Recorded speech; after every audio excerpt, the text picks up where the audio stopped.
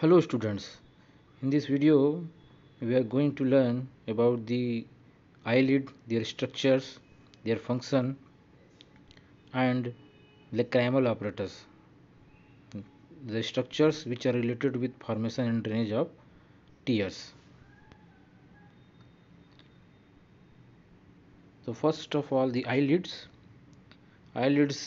is also called as palpebrae, and it is a movable curtain in front of the eyeball, and which so, and this is a movable curtain, like movable curtain, and it protects eye from injury, foreign body and trauma. The space between two eyelid, upper and lower, is called as palpebral fissure.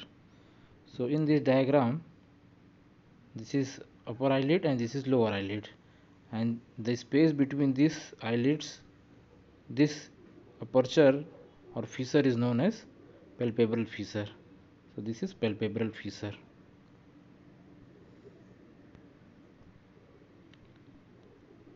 Laterally,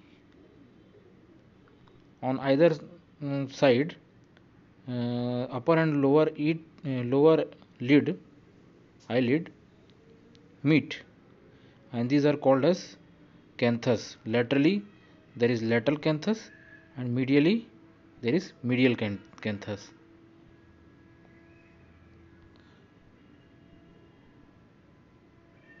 So this is lateral canthus and this is medial canthus.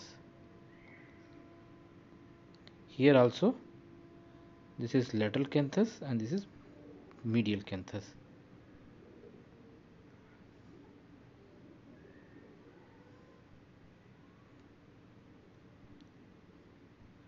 Then this free margin of eyelid is divided into two parts: lateral 5/6 part, also called as ciliary part, and medial 1/6 part or lacrimal part. So in this diagram we can see this is the ciliary part from here to here, where the eyelashes are present, and medial 1/5 part, that is this one, is uh, lacrimal part, which is divide of eyelashes. So this is eyelashes, this ciliary part, and this one is lacrimal part.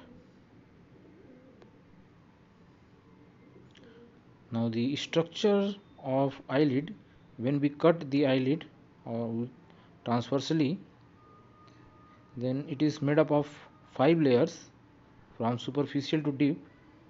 These are skin, superficial fascia, orbicularis oculi,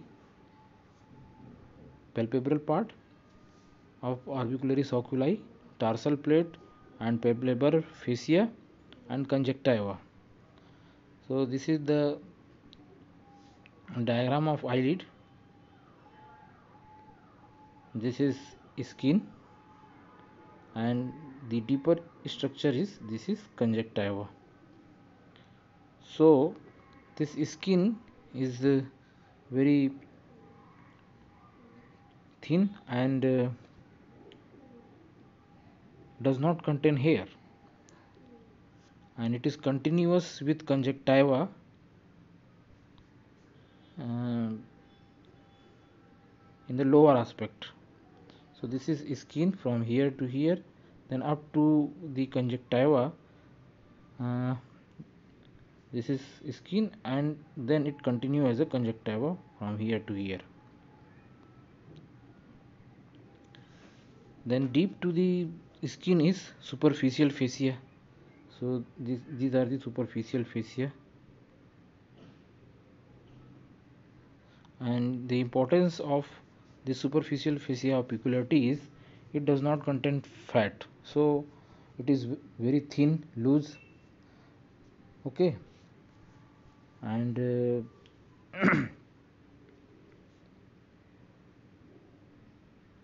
so that the skin moves easily around or over the underlying structure, which helps in blinking. Next structure is orbicularis oculi muscle. So uh, this brown structures are the fibers of uh, orbicularis oculi, particularly palpebral part. So here it looks like dot because the fibers of orbicularis oculi is circular in the eyelids. So suppose this is eye, and in the eyelid the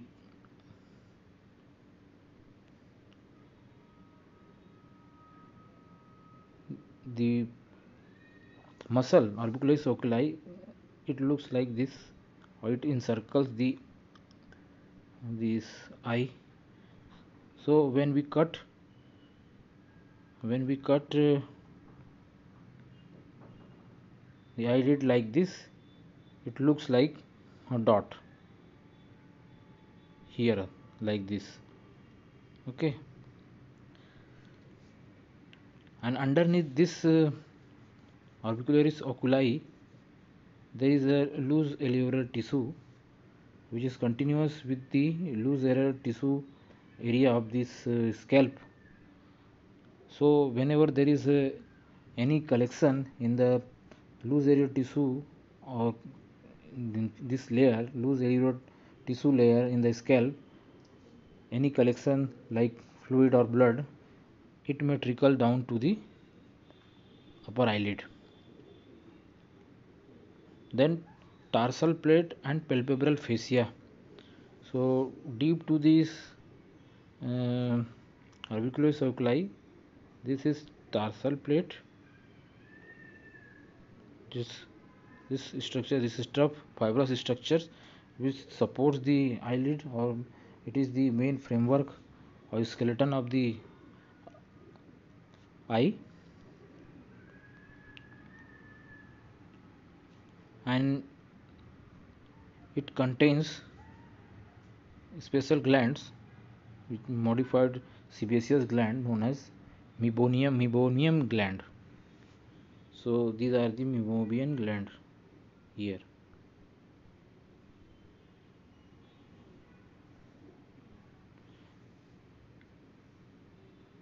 And the secretion of this gland opens into the inner aspect of the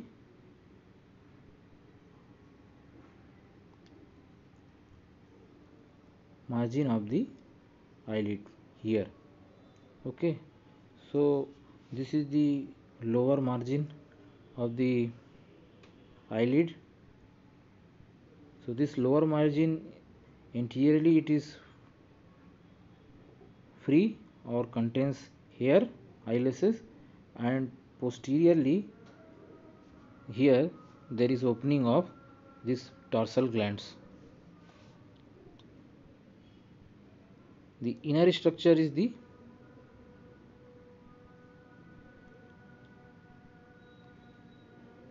there are some other glands we'll see in the next slide.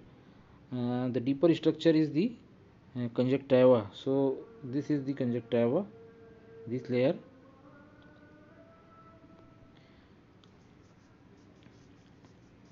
and superiorly here up to the base of uh, eyelid, it turns into the eyeball. It turns over the eyeball and or make a fold here.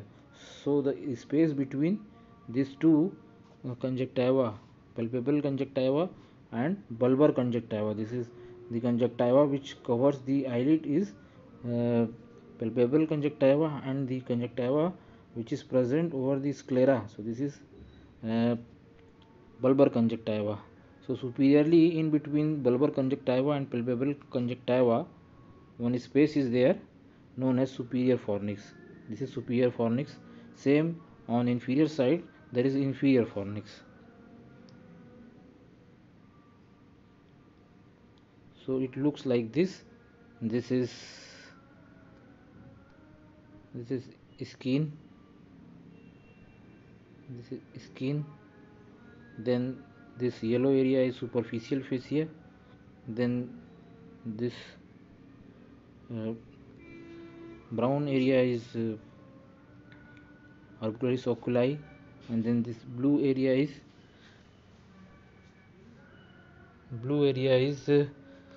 tarsal plate, and behind this is conjunctiva. So in between uh, this orbicularis oculi and tarsal plate, one muscle is there, or fiber of the muscle is present, and this is levator palpebrae superioris. So here you can see these are the fibers of levator palpebrae superioris. Okay, this is, and it pierces the orbital fascia, or sorry, palpebral fascia here, and then runs towards the skin like this. This levator palpebrae superioris is a muscle coming from the orbit, and it helps in elevation of the eyelid supplied by oculomotor nerve.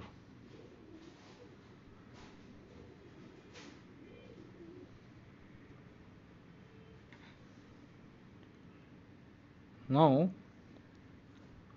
this orbital, this tarsal plate, this here you can see this tarsal, this is upper and lower tarsal plate, this is upper tarsal plate and this is lower tarsal plate, this purple structure, and on the lateral, the sides, this tarsal plate is connected to the bone.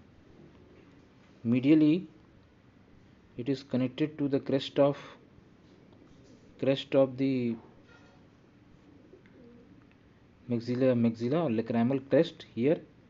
This is lacrimal crest by a ligament known as medial palpebral ligament. So this is medial palpebral ligament, and laterally it is connected to the tubercle of zygomatic bone here, also called as Whitnell's tubercle. So this is lateral palpebral ligament.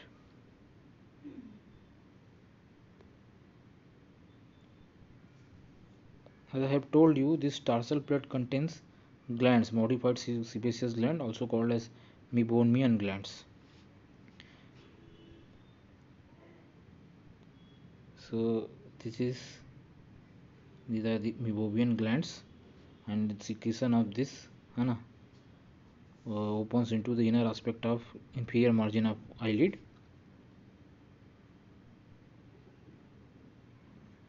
Then another glands are present, and these are the called as ciliary gland, because it is related with eyelashes.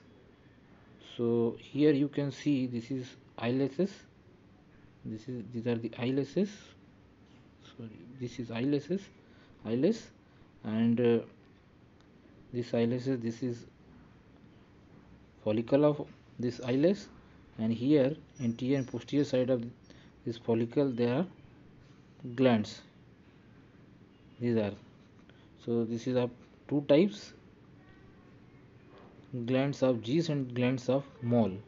Glands of Gis is modified sebaceous gland present anterior side, and glands of Moll is a modified sweat gland present on the posterior side of the eyelashes. So this anterior one is glands of Gis and posterior one is glands of Moll.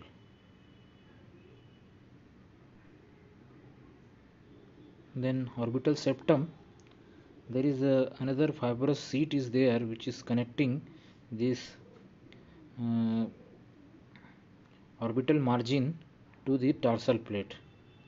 So here you can see this structure, this is orbital margin and this is tarsal plate. So here there is a one structure is present, fibrous structure, which are connecting these two, and this is known as orbital septum. And there are various structures which pierce this orbital septum. First is levator palpebrae superioris muscle fiber of levator palpebrae superioris, then nerves and vessels of the eyelid, then the palpebral part of lacrimal gland.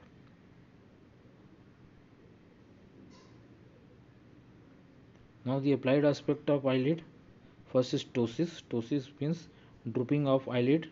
जो eyelid नीचे की तरफ आ जाता है. In this diagram you can see this is normal eyelid, and here you can see there is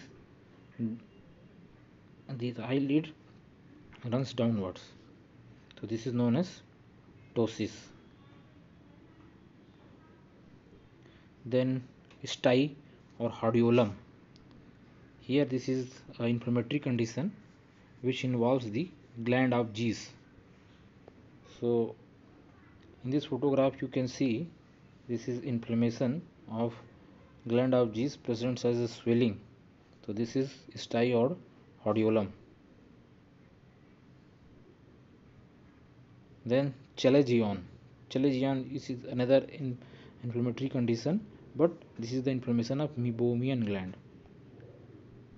So here you can see this is the chalazion inner aspect, because the meibomian gland is present deep to the this gland of Gis and mole. Here also you can see this one is chalazion. Now blepharitis is inflammation of eyelids whole. If there is inflammation of whole eyelid or the connective tissue of these eyelids, then it is known as blepharitis. So in this photogram you can see there is swelling, redness of whole eyelids. So this is blepharitis. Now what is palpebral fissure? As I have already told you that the space between upper and lower eyelids is palpebral fissure. So this is palpebral fissure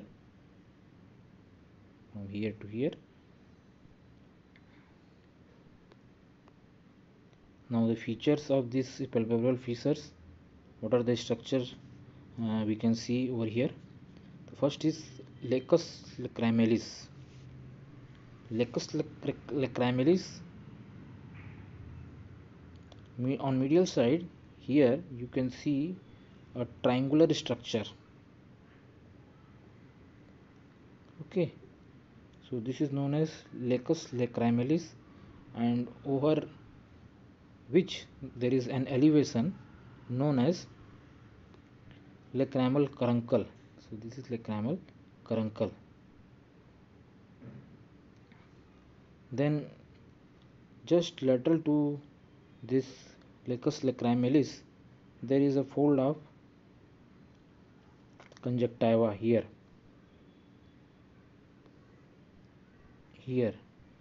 Fold of conjunctiva, which is a remnant of nictitating membrane, and this is known as plica semilunaris.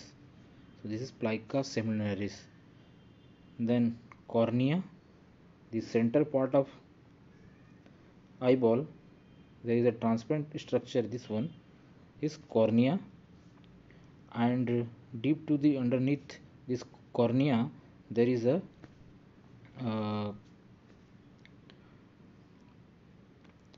muscle, circular muscle known as iris. This under the structure is iris, and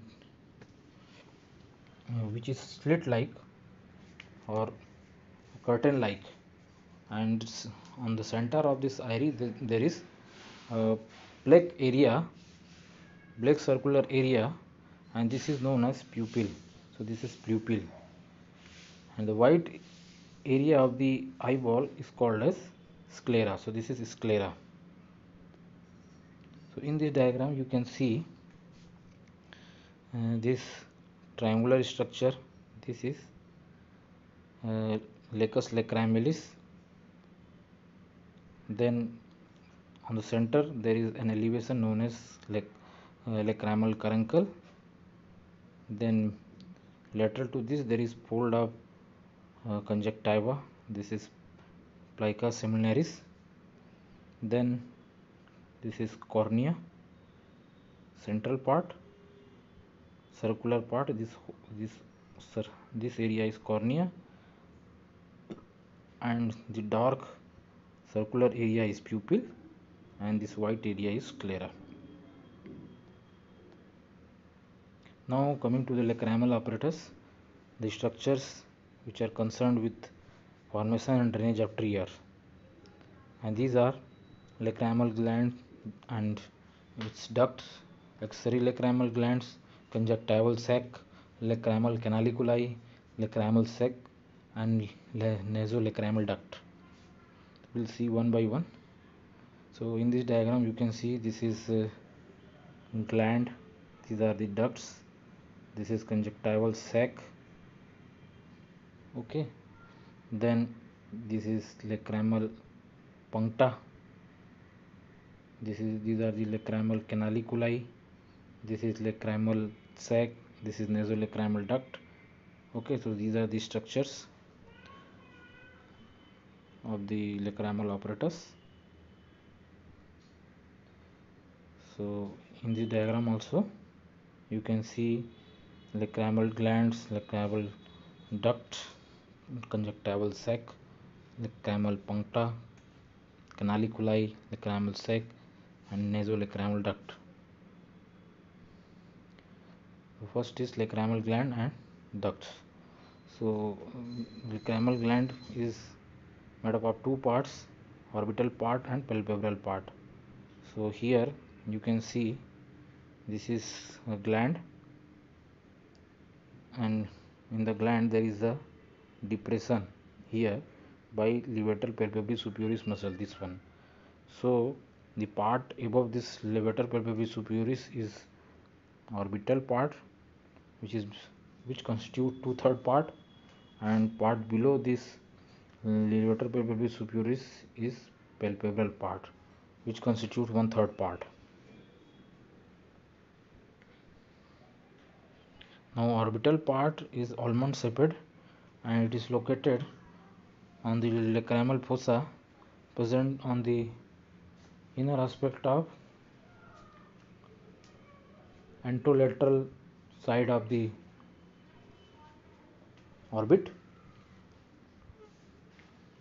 and palpebral part, it is called as palpebral because it is present in the eyelids. Now ducts, so there are about 12 ducts in the gland, 4 to 5 from orbital part of gland and 6 to 8 from palpebral part of the gland, and all the ducts open into superior conjunctival fornix passing through palpebral part. So what is superior fornix? As I have told you, the space between this bulbar conjunctiva and palpebral conjunctiva. So you can see this is eyeball, this is eyelid, this is conjunctiva, this is palpebral conjunctiva, and this is bulbar conjunctiva. So in between these two, this is superior fornix and this is inferior fornix. In the superior fornix, all the ducts of lacrimal glands open, and all the ducts have to pass through palpebral part. Okay, so when we remove or dissect the palpebral part, it is equivalent to removal of all the glands, whole the glands.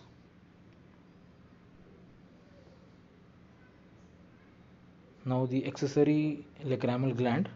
So apart from the main lacrimal gland, there are some discrete glands, lacrimal gland, and these are called as accessory, and it is present over the conjunctiva, all over the conjunctiva like this, dot dot dot dot. Here you can see this dot dot dot dot in the conjunctiva. These are the accessory this lacrimal glands, and this is responsible for, it is also responsible for formation of tears when we remove the main lacrimal gland. So after removal of this gland, the lacrimal gland, this gland helps in uh, helps to moist the cornea and conjunctiva. Now the structure of the gland, it is the gland is mainly compound tubuloalveolar type. When we study the histology of glands, we'll talk uh, there are different types of gland: tubular type, alveolar type, and tubuloalveolar type. So here you can see in this gland there is tube-like structure here, and there is alveoli type of structures, and their ducts are branching. That is why it is called as compound. So it is compound tubuloalveolar type of gland. Now this gland is mainly serous type, means its secretion is mainly serous, and it contains two types of special cells, K cells and G cells. K cells secrete mucus and G cells secrete serous fluid, and its secretion or tear is alkaline in nature, rich in salt and enzyme, particularly lysozymes, which is bactericidal in nature, which kills the bacteria. Now the amount of tear secretion per day is less than 1 ml per day, and half of this evaporates, and tears are prevented from outflowing onto the cheek by oily secretion from the tarsal gland. Tarsal gland secretes the oily secretions, and which forms a thin layer over the this tear, so which prevents evaporation as well as overflowing. Now the functions of tears: it flushes the conjunctival sac, it keeps cornea moist and transparent, provide nourishment to cornea. Since it contains lysozymes, so it protects from bacteria or other pathogens. Then it is one of the form of emotions, so it expresses emotions. Now factors helping in drainage of tears: first is capillary action, because the tear form a thin film over the sclera, over the conjunctiva, so which acts as a capillary action, so helps in drainage. Blinking movement of eyelids, which also helps in spreading of the tears over the conjunctival sac. And inwarding of lacrimal puncta, when we blink, the puncta turns inwards, and which sucks the tear. Then distension of lacrimal sac by contraction of orbicularis oculi. This contraction of orbicularis oculi, mainly lacrimal part, causes distension of the lacrimal sac, which creates negative pressure, and this helps in drainage. Now arterial supply: the lacrimal gland is supplied by lacrimal branch of ophthalmic artery. In this diagram you can see this is lacrimal art this is ophthalmic artery, which gives this lacrimal branch, this one, and this is gland. Now the nerve supply: lacrimal nerve by lacrimal nerve, which is a branch of ophthalmic nerve, general sensation by this nerve. So in this diagram you can see This is trigeminal nerve, which gives three branches: ophthalmic, mandibular, and maxillary. This ophthalmic branch gives this lacrimal branch, which supplies the gland.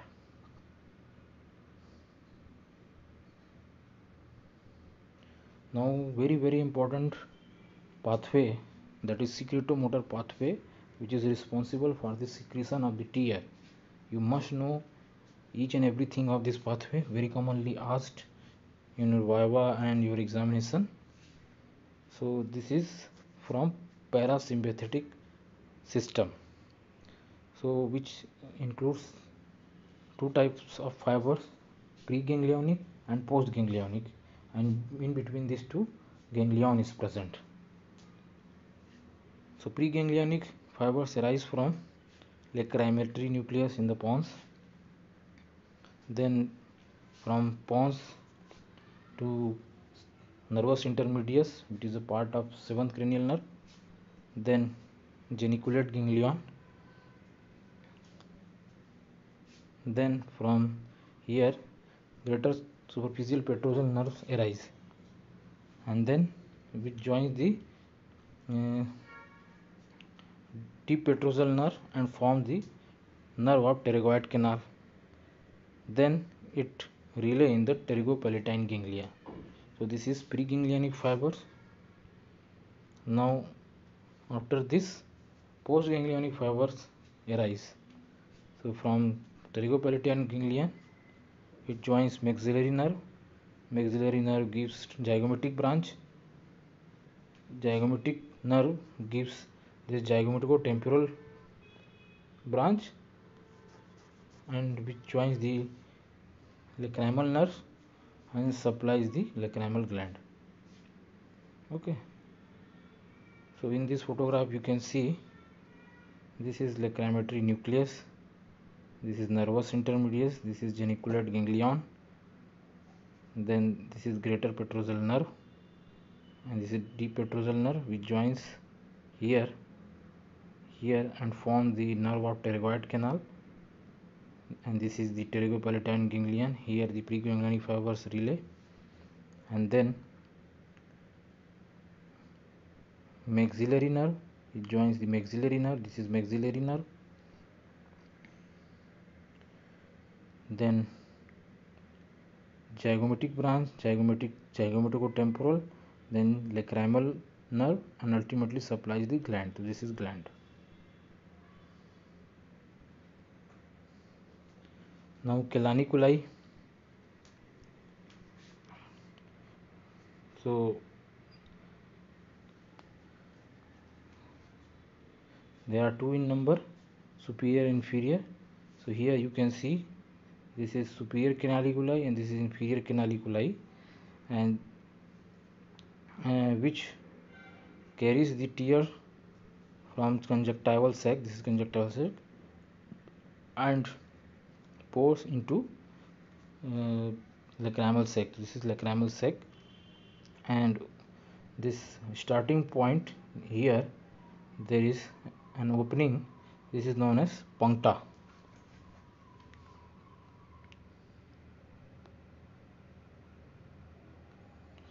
So both are about 10 millimeter in length from punctum to lacrimal sac. And now the directions of the canaliculi superior canaliculi. Direction of superior canaliculi is firstly upwards and medially, then downwards and medially. Same here, inferior case, inferiorly and medially, and then medially. So the lower canaliculi is horizontally placed here like this.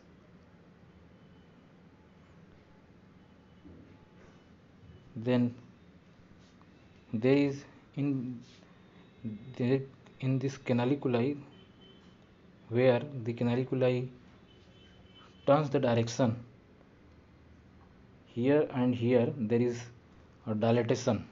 This is known as ampulla of lacrimal canaliculi.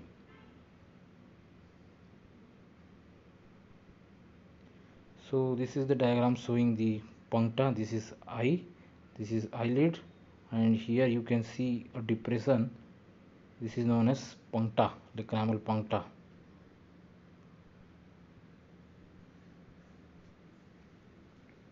Now lacrimal sac. Lacrimal sac is blind upper end of nasolacrimal duct.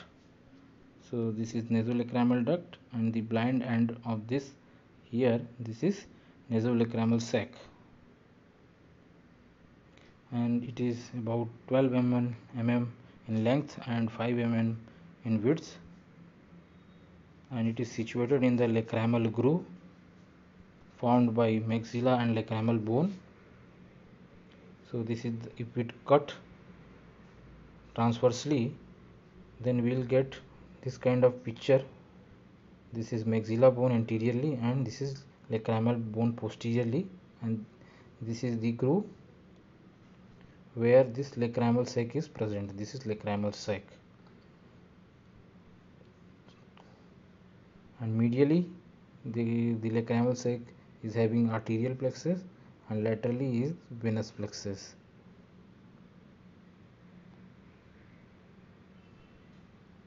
Now nasolacrimal duct, it is a membranous canal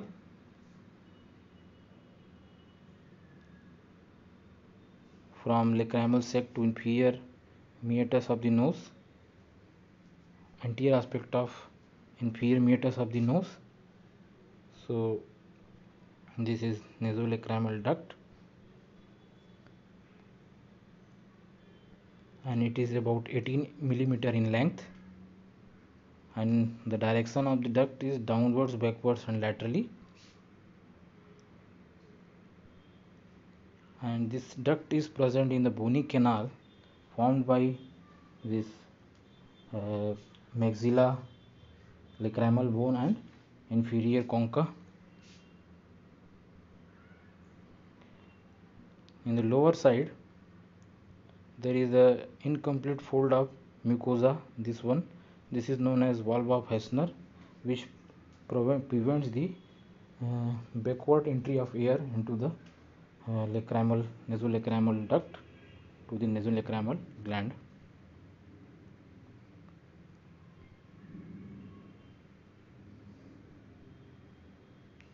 And the in the center or in the middle, it is narrow here and broader above and downward.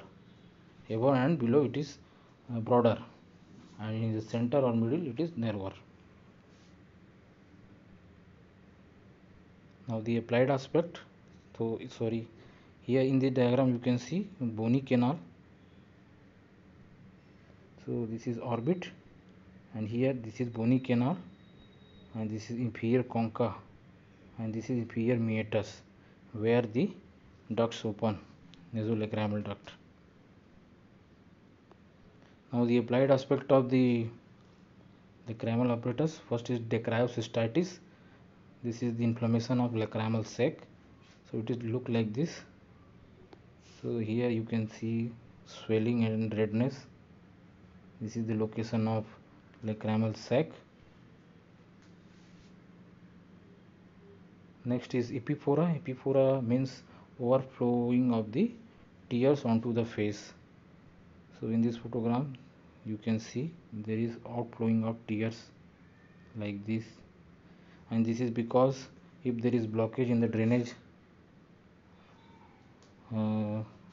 beyond the conjunctival sac, means if there is blockage of puncta or lacrimal canaliculi, lacrimal sac on nasolacrimal duct, then there will be epiphora, or if there is hypersecretion of the gland. Okay, so this condition is known as epiphora. So this is all about lacrimal apparatus and eyelids. Thank you.